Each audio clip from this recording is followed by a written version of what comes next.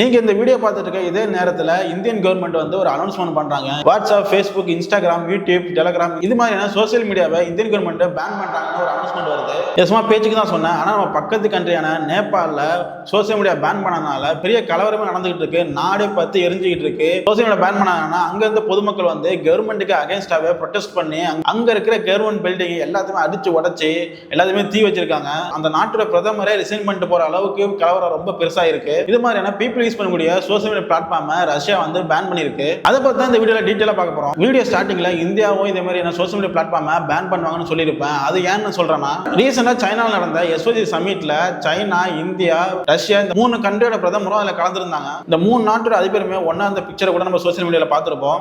சமிட்ல இவங்க வந்துட்டு போன பிறகு செப்டம்பர் 5ஆம் தேதி வந்து ரஷ்யாவோட டிஜிட்டல் டெவலப்மெண்ட் மினிஸ்ட்ரி வந்து ஒரு அனௌன்ஸ்மெண்ட் வராங்க. என்ன சொல்றாங்கன்னா, ரஷ்யால இருக்கிற உக்ரைன் ரீஜனுக்கு பக்கத்துல இருக்கிற சில ஸ்டேட்ல எல்லாத்துலயுமே பவர் கட் பண்ணிருக்காங்க. அதுவும் முக்கியமா உக்ரைன் ரீஜன்ல இருக்கிற ஸ்டேட்ல எல்லா ஸ்டேட்லயுமே இன்டர்நெட் கட் பண்ணிருக்காங்க. இன்டர்நெட்டை கட் பண்ணது மட்டும் இல்லாம Facebook, இன்ஸ்டாகிராம், யூடியூப் இது மாதிரியான சோசியல் மீடியா எல்லாத்தையுமே அவங்க வந்து பேன் பண்ணிருக்காங்க. எதுக்கு பேன் பண்ணாங்க ரஷ்யா கவர்மெண்ட் சொல்றாங்கன்னா, மக்கள் வந்து இன்டர்நெட், சோசியல் மீடியா இது மாதிரி பிளாட்ஃபார்ம் யூஸ் பண்றதுனால மக்கள் எங்க அதிகமா இருக்காங்கன்ட்டு GPS, நேவிகேஷன் இந்த மாதிரி டெக்னாலஜி வந்து உக்ரைன் கவர்மெண்ட் வந்து ஹேக் பண்ணி ட்ரோன் மூலம் அட்டாக் பண்றதுக்கு நிறைய சான்சஸ் இருக்கனால இது மாதிரியான உக்ரைன் ரீஜன்ல இருக்கிற நிறைய ஸ்டேட்ல வந்து இன்டர்நெட்டை கட் பண்ணிருக்காங்க.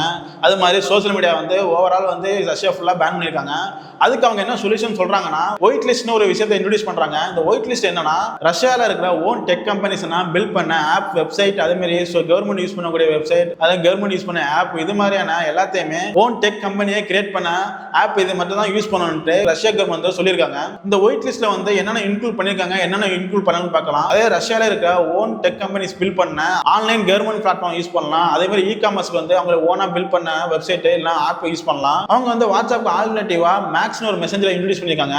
இதுல வந்து எல்லா விதமான சர்வீஸுமே உள்ள இருக்கதா சொல்லியிருக்காங்க. பே பண்றதா இருக்கட்டும், அதே மாதிரி ஷாப்பிங் பண்றதா இருக்கட்டும், சாட் பண்றதா இருக்கட்டும், வீடியோ கால் இது மாதிரி நிறைய சர்வீஸ் உள்ள கொண்டு வரதா சொல்லியிருக்காங்க. அதே மாதிரி யூடியூப்க்கு ஆல்டர்னேட்டிவா யூடியூப்னு ஒரு பிளாட்ஃபார்ம் கொண்டு வந்திருக்காங்க. ரஷ்யன் கண்ட்ரியோட செக்யூரிட்டிக்காக அந்த கவர்மெண்ட் வந்து இன்டர்நெட்டை கட் பண்ணிருக்காங்க. சோசியல் மீடியா பிளாட்ஃபார்ம் எல்லாத்தையும் பேன் பண்ணிருக்காங்க. இது எல்லாம் பண்ணா கூட இது எல்லாத்துக்குமே ஆல்டர்னேட்டிவ் கொண்டு வரணும். முன்னாடி சொன்ன மாதிரி டிராவலுக்கு புக்கிங் பண்றதா இருக்கட்டும், ஃபுட் ஆர்டர் போடுறதா இருக்கட்டும், இது மாதிரி டிக்கெட் புக் பண்றதா இருக்கட்டும், இந்த சர்வீஸ் எல்லாமே கட் பண்ணதுனால ரஷ்யாவோட எக்கானமியே டவுன் ஆயிருக்கு. அதாவது கிட்டத்தட்ட 290 மில்லியன் வந்து இவங்க லாஸ் பண்ணிருக்காங்க. இதுல என்னதான் ரஷ்யாவுக்கு பெனிஃபிட்டா இருந்தா கூட அவங்களுக்கு லாஸுமே இருந்திருக்கு. இந்த சோசியல் மீடியா பிளாட்ஃபார்ம், அதே மாதிரி சர்வீஸ் பிளாட்ஃபார்ம் இது எல்லாத்தையும் பேன் பண்ணனால ரஷ்யன் பீப்புள் வந்து ரொம்பவே கஷ்டப்பட்டு இருக்காங்க.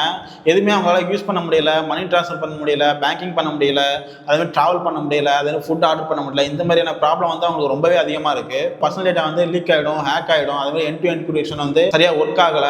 இந்த மாதிரியான இஷ்யூலாம் நிறைய ஃபேஸ் பண்ணிட்டு வராங்க. இந்த மாதிரி ப்ராப்ளத்தை வந்து ரஷ்யன் பீப்புள் வந்து ஃபேஸ் பண்ணக்கூடாதுன்ட்டு அவங்க கவர்மெண்ட் வந்து ஓனா மேக்ஸ்னு ஒரு ஆப் வந்து பில்ட் பண்ணிருக்காங்க. இந்த ஆப் வந்து எப்படி வேலை செய்யும்னா, சைனாவோட WeChat மாதிரி தான். அதுல வந்து எல்லா சர்வீஸுமே அந்த ஒரு ஆப்குள்ள இருக்கும். இந்த மேக்ஸ் ஆப்ல வந்து எல்லா சர்வீஸுமே உள்ள கொண்டு வர போறாங்க. அதனால பீப்புள் வந்து அஃபெக்ட் ஆகிறது வந்து கம்மியாகும். அதே மாதிரி ரஷ்யாவோட எக்கானமியே பூஸ்ட் ஆகிறதுக்கு வாய்ப்பு இருக்கு. இந்த மேக்ஸ் ஆப் லான்ச் பண்ணதுல இருந்து ஜூன்ல இருந்து செப்டம்பர் வரைக்கும் கிட்டத்தட்ட 30 மில்லியன் பீப்புள் வந்து இந்த ஆப் வந்து யூஸ் பண்ணிட்டு இருக்காங்க. இதனால ரஷ்யன் கவர்மெண்ட் நினைச்ச மாதிரி ரஷ்யால இருக்க எல்லா ஸ்டேட்லயுமே இந்த ஆப் யூஸ் பண்றதுக்கு பீப்புள் பழகிப்பாங்க. இதை பத்தி வெஸ்டர்ன் சோசியல் மீடியா வெப்சைட்ல அதே மாதிரி ஃபோரம்ல என்ன சொல்றாங்கன்னா, இது வந்து ரஷ்யா வந்து சைனா பார்த்து தான் காப்பி அடிச்சிருக்காங்க. ஏன்னா ஆல்ரெடி சைனால வந்து கிரேட் ஃபயர்வால்னு ஒரு சிஸ்டம் பில்ட் பண்ணி வச்சிருக்காங்க. அதுல என்னன்னா, சைனாவோட ஆப்பை தவிர எந்த கண்ட்ரியோட ஆப்புமே யூஸ் பண்ண முடியாது. இன்டர்நெட் கட் பண்ணதா இருக்கட்டும், அதே மாதிரி அவங்க வந்து ஓன் டொமஸ்டிக் ஆப் வந்து லான்ச் பண்ணதா இருக்கட்டும், ஃபாரின் கம்பெனியோட ஆப் எல்லாத்தையுமே பேன் பண்ணதா இருக்கட்டும், இது எல்லாமே அதை பார்த்து தான் காப்பி பண்ணிருக்காங்கன்னு சொல்றாங்க. ஆல்ரெடி சைனால வந்து வெஸ்டர்ன் சோசியல் மீடியா பேன் பண்ணிருக்காங்க.